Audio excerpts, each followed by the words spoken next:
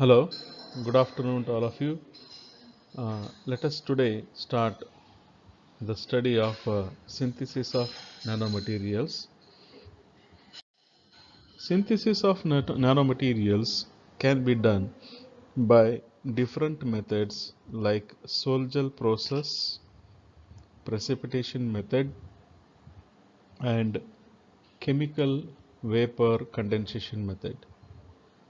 Let us study the synthesis of nanomaterials by Sol-Gel process. Sol-Gel process offers a very excellent possibility of producing nanomaterials with predefined properties. This is a very easier one, and here let us try to understand what is a sol and what is a gel.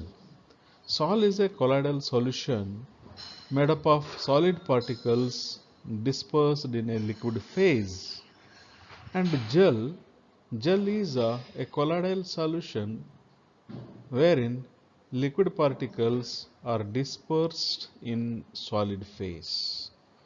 Now, the sol-gel process consists of in chemical transformation of a sol into gel first, and then this subsequent gel when it is going to be formed with the subsequent post treatment, it will be transformed into a solid nanomaterial. Okay, so uh, let us try to study the various processes involved in the preparation of this nanomaterial by sol-gel process. First we have to prepare the sol. So for the preparation of sol, we have to make use of metal alkoxides represented by MOR, where M is represented, M stands for metal and R stands for alkali group. Okay, so MOR is metal alkoxide. Then this metal alkoxide is dissolved in water. Okay, and then this is the process called as hydrolysis process, and a small quantity of alcohol is also added, and then the addition of a small amount of 1 or 2 drops of HCl is added. It will act as a catalyst. This hydrolysis will be taking place very rapidly.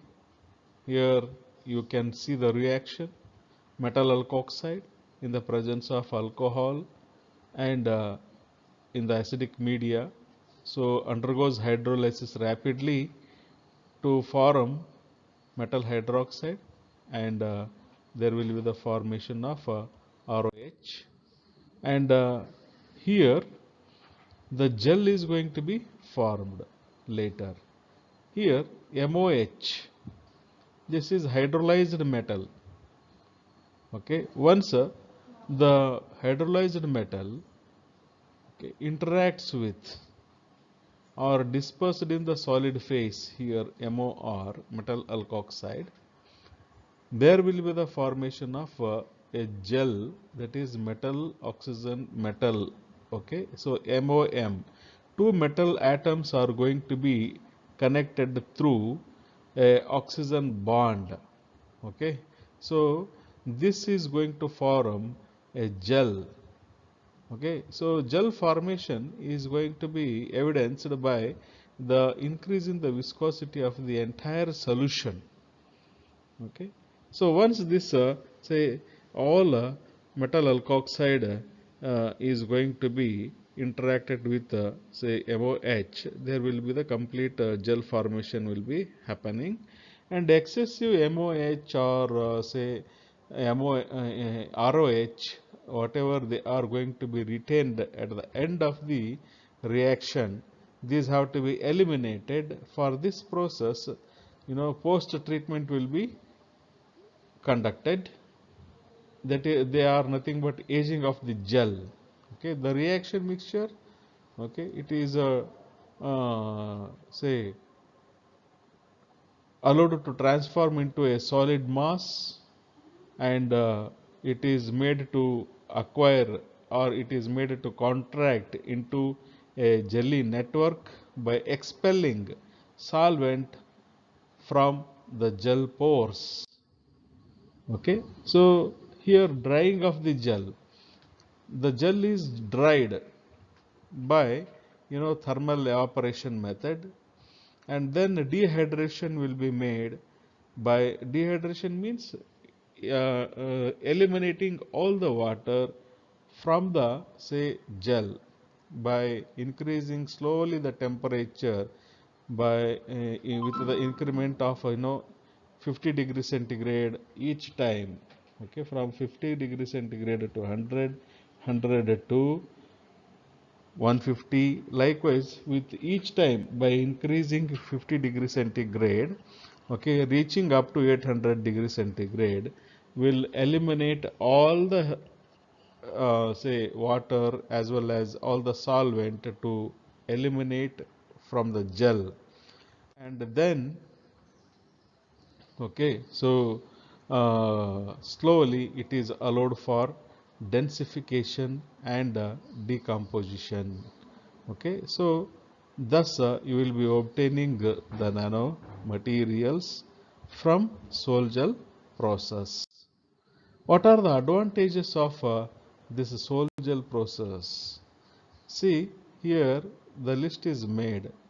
The stoichiometry control over the process can be excellently maintained by taking appropriate quantity of precursors, and composition modification can be easily made, and microstructure can be increased or decreased, I mean customized in microstructure can be obtained with the variation in the heating process, and ease of introducing functional groups or encapsulating sensing elements can be easily made. Okay, the possibility of coating deposition on a large substrate, so one can choose the large substrate and can coat the nanomaterials. Okay, so over that, and simple and the instrument used here are very simple, and they are not at all expensive. So thus the Sol-Gel process you know enables us to make nanomaterials. Now synthesis of nanomaterials by precipitation process. Precipitation will not be obtained in the acidic medium. You have to understand this. This method, precipitation method, uses the basic media. Okay, so one has to take an inorganic salt like a chloride, nitrate, sulfate, etc. Aluminum chloride, aluminum sulfate, iron nitrate, iron chloride, etc. These salts should be dissolved in water, and when these are dissolved in water, the metal cations are going to be hydrated. So in the hydrated form, okay, they can be represented as like this. So here aluminium. Aluminium hydrate can be expressed like this, AlH2O 3 plus. Okay, so here Fe 3 plus. Okay, so this can be represented like this. Hydrated metal ion. Okay, so in the basic media, okay, in the basics media like sodium hydroxide or ammonium hydroxide, they will be precipitated. So these metal ions in the presence of basic media, they are going to they can be obtained in the form of the precipitate. This precipitate is curdy in its nature for looking, so it can be very easily filtered and after the filtration it can be repeatedly washed, okay, to remove any colored impurities, and it can be dried, and it can be calcined. Calcination means heating in order to obtain the final nano material product.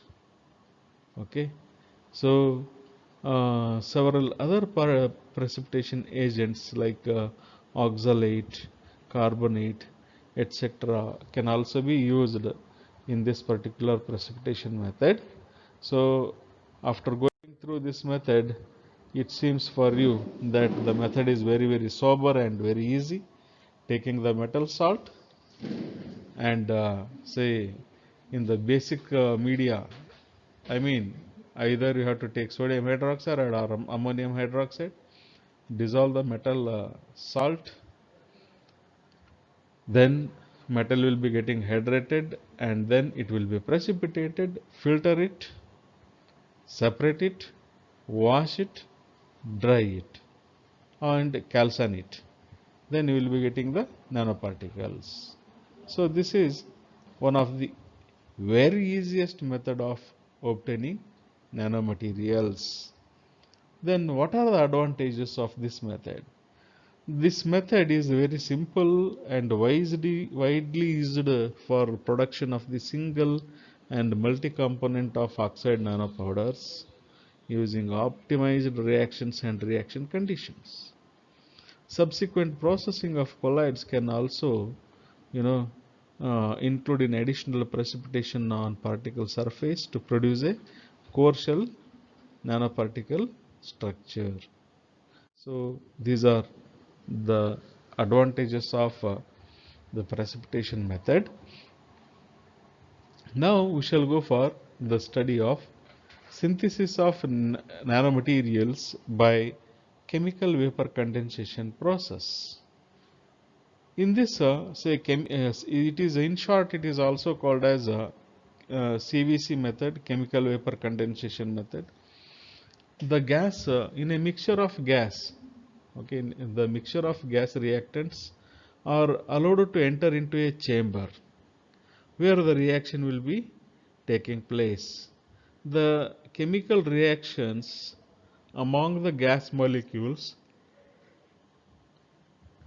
are induced by an input of energy such as heating or by making use of laser and plasma.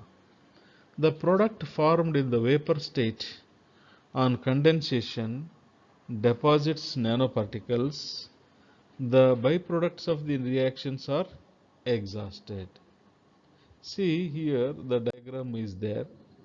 Okay, so this is the precursor and this is the heating, and carrier gas carries the precursor which is in the form of the vapor to the chamber where the reaction will be taking place, and then the condensation will occur here, and once the condensed particle are allowed to cool, the particle will be settling at the bottom, and from here is a scraper, okay, remaining will be taken out from that. So this is how the chemical vapor condensation process, reaction mixture, different gas mixtures are put together along with the carrier gas. These vapors will be entering into the reaction chamber. Reaction chamber enables the reactants to react together. There will be the formation of nanoparticles, and they are subjected to condenser, and then through the condenser at the bottom nanoparticles are collected.